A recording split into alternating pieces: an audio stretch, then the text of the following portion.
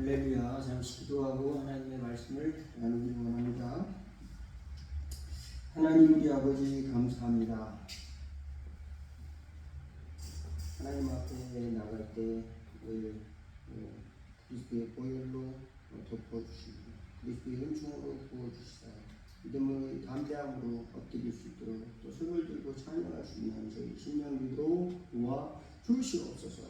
그러면 주님의 하신 일들 때문에 기뻐하고 즐거워하는 저희들 신령 되게 도와주시고 또 저희들은 하나님의 뜻에 순종하는 순종의 삶을 살아가는 저희들 될 수 있도록 도와주시옵소서.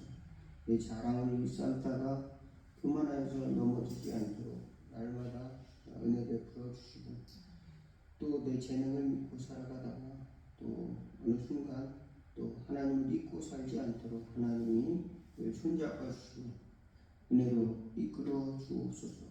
하나님이 모든 것을 주시며 창조하시며 주관하심을 의지하고 또 구원하시는 일에 우리가 바라보며 살아가는 영혼의 지혜를 갖게 하옵소서. 예수 그리스도 이름으로 기도하옵나이다.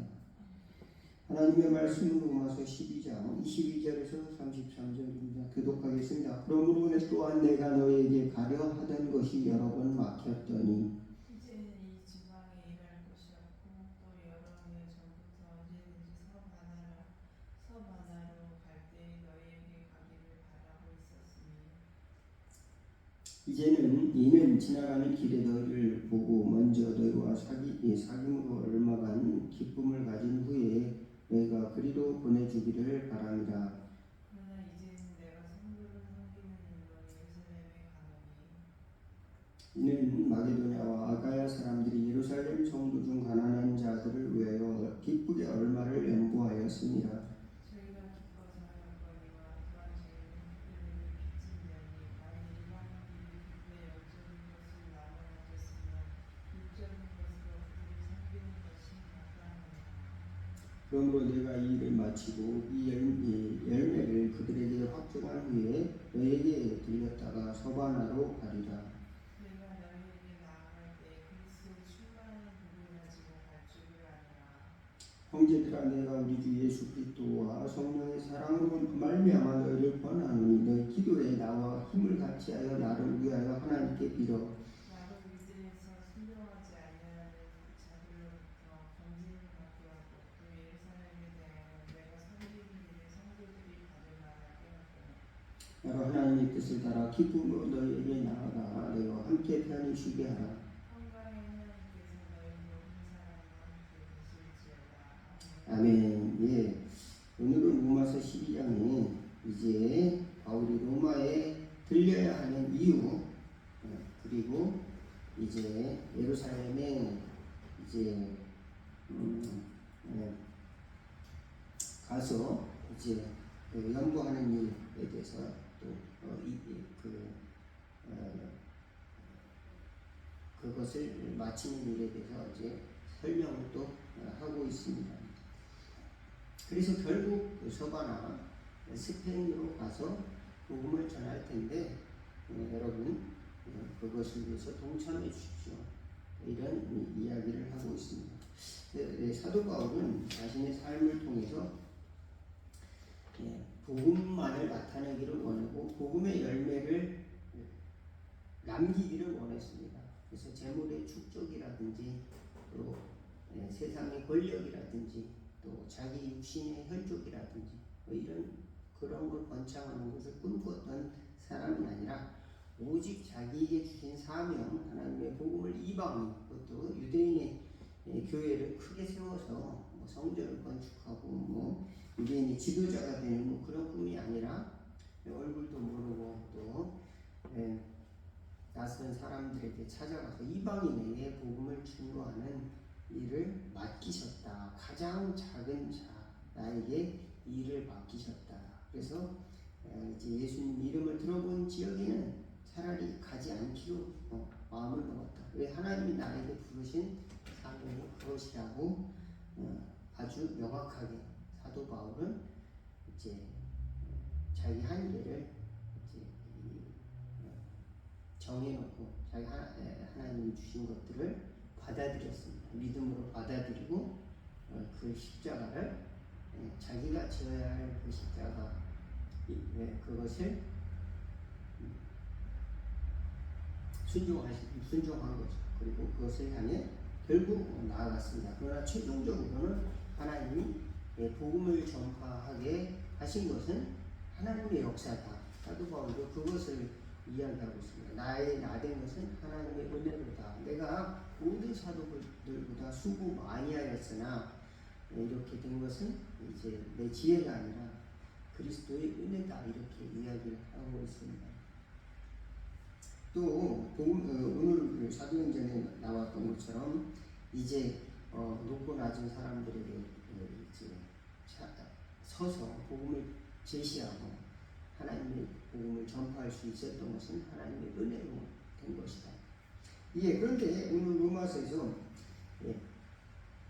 사도 바울이 특별히 강조한 것은 이제 마게도냐와 아가야 사람들이 예루살렘이 흉년이 들었을 때 그들에게 연보를 했다. 그들에게 후원금을 보냈다. 헌금을 했다는 것을 알 수가 있습니다.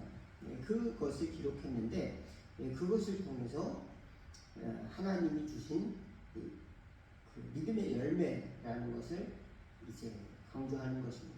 하나님께서 그들이 풍성해서 그렇게 하는 것이 아니라 그들이 하나님의 은혜를 많이 받았음으로 말미암아서 하나님이 그들에게 그럴 마음을 주셨다는 것에 초점을 두고 있는 것입니다. 자발적으로 또 성령으로 변화되고 또 믿음이 생겨서 그렇게 얼굴도 모르는 사람들에게 하나님의 사랑을 나타내 줄 수 있는 것, 그것이 바로 성령의 사랑, 하나님이 우리에게 주신 믿음과 사랑이 쌓이고 나서 열매를 맺게 된 것입니다.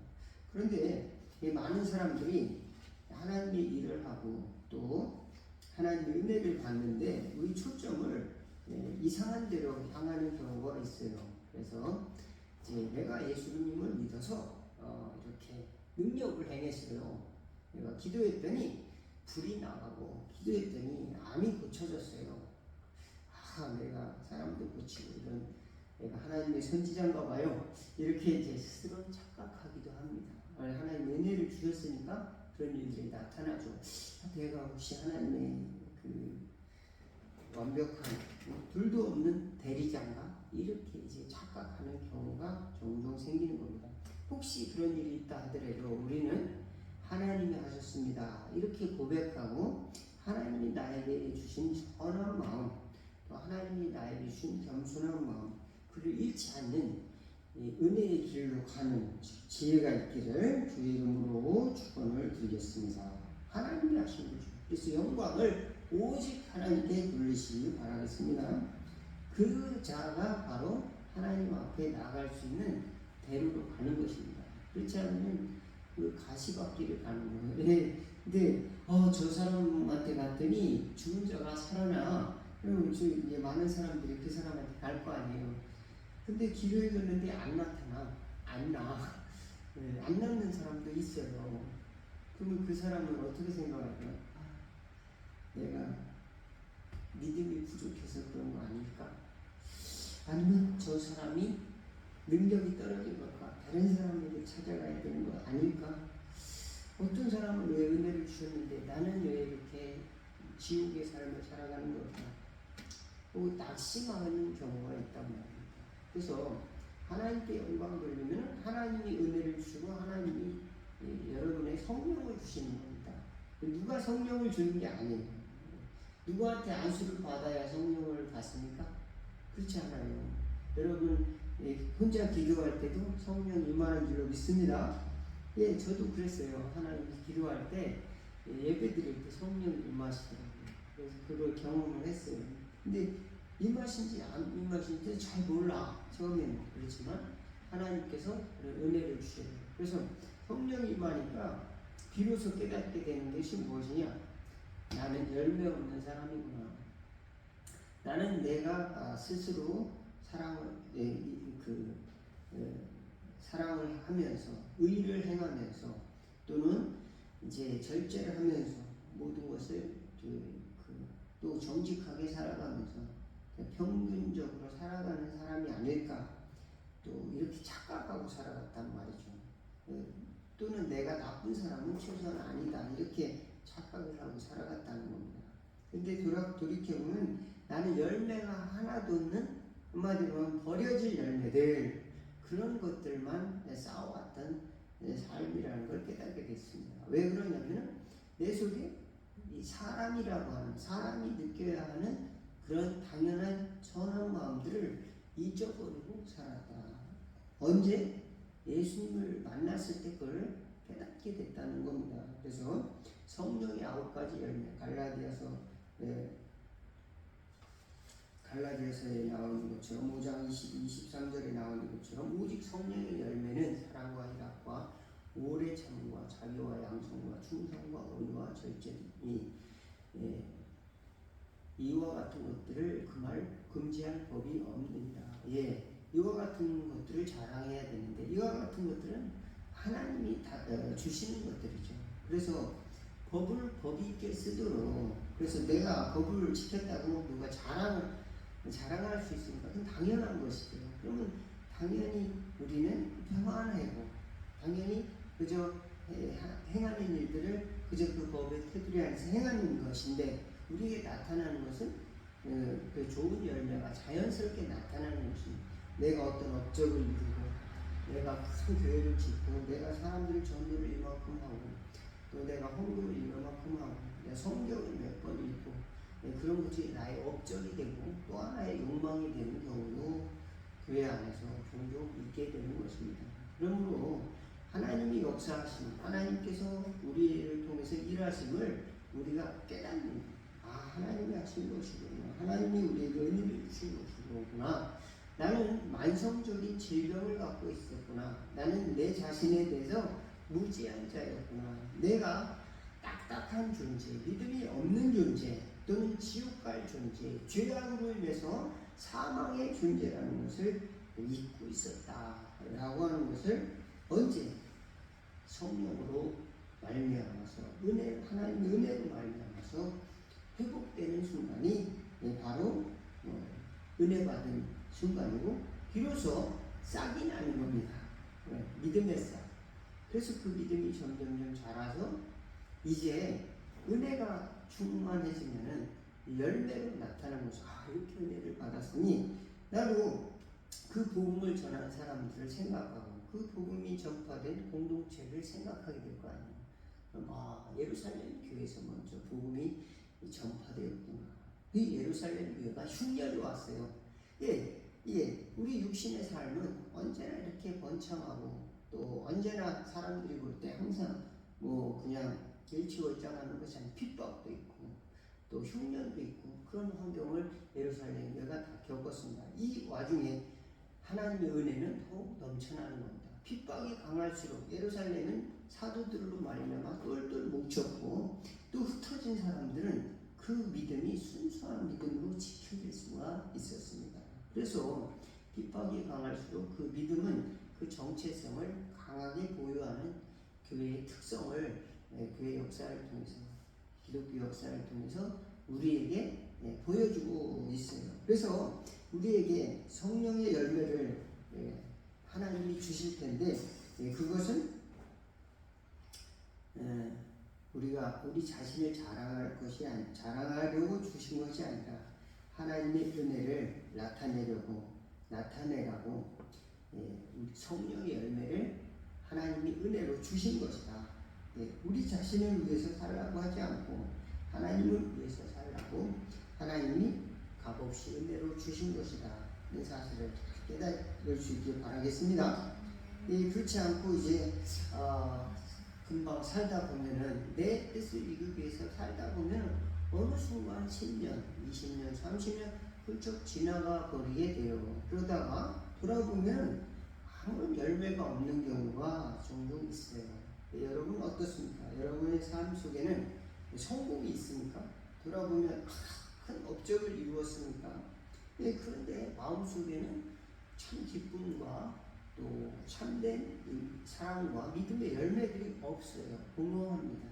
얼마 전에 제가 노요필의 노래, 여러분 아시죠? 킬리만자로의 표범.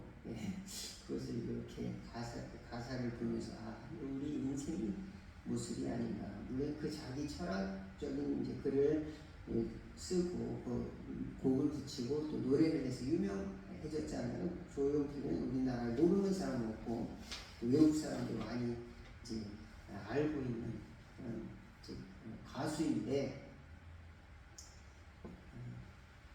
그저 나의 이름을 남기기 위해서 바람처럼 왔다가 이슬처럼 갈 수 없고 썩은 고기만을 찾아 헤매는 그런 승냥이와 같은 하이에나와 같은 삶을 살아갈 수 없는 그런 자기 존재, 그런 존재가 킬리만자로를 오르고 싶은 그 산을 오르고 싶은 그런 마음을 이렇게 가지고 있습니다. 예, 저와 여러분은 하나님이 주시는 하나님의 산, 은혜의 산으로 오르기를 주의 이름으로 축원을 드리겠습니다. 그러면 그곳에서 하나님의 은혜의 열매들이 나오는 것이고 또 그 은혜는 자발적인 것이고 오늘 아가야와 또 마게도니아가 사람들이 예루살렘 성도들 중 가난한 자를 위해서 얼마를 연부하였음을 이제 이야기하고 기뻤다고 그랬습니다. 그래서 그것처럼 하나님께서 오늘 보니까 열매들을 확증한다.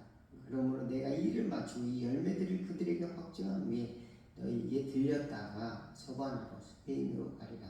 이제 그쪽으로 가면은 이제 자신의 사명을 다 감당할 것이다.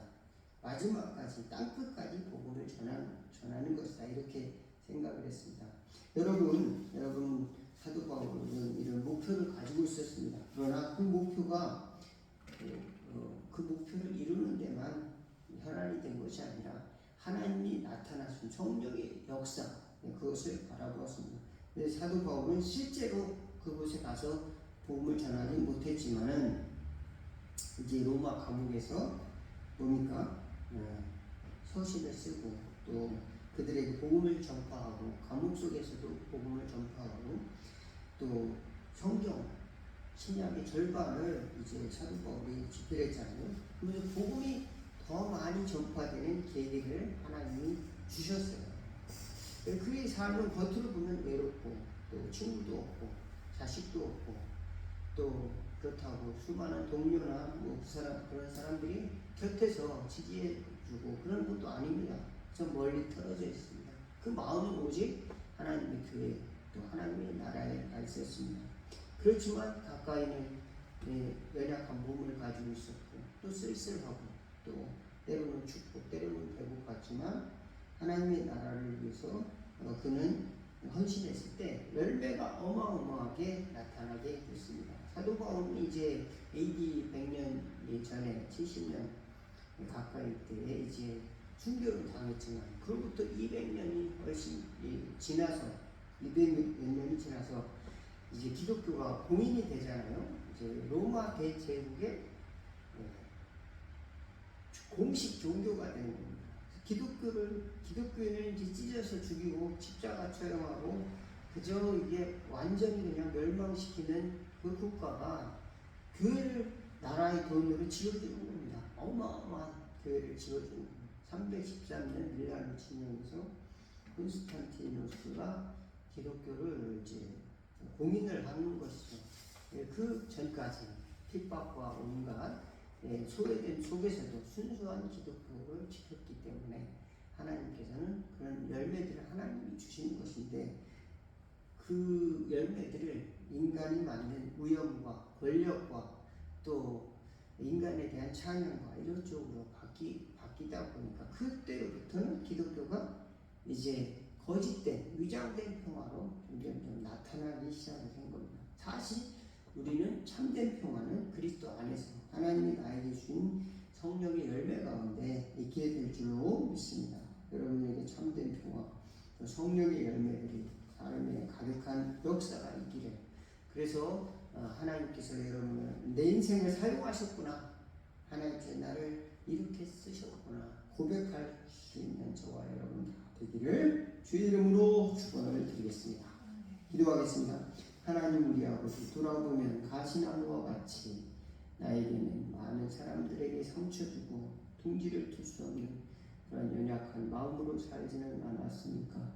저희들의 심령에 평안을 주시고 소망의 열매를 허락하여 주옵소서. 많은 사람들에게 하나님의 사랑과 또 은혜와 또 지혜의 통로가 될 수 있도록 저희들에게 은혜를 더하여 주옵소서. 나에게 주신 삶의 길을 또 복음의 길을 믿음으로 받아들이는 저희들, 또 나에게 주신 순종과 헌신의 길, 사랑의 길을 받아들이는 삶을 살아가는 지혜 있는 성도들이 될 수 있도록 축복하여 주옵소서. 그를 위해서 이웃을 위해 기도할 수 있는 저희들, 축복하는 삶을 살아가는 저희들 되도록 인도하옵소서. 예수 그리스도의 이름으로 기도하옵나이다.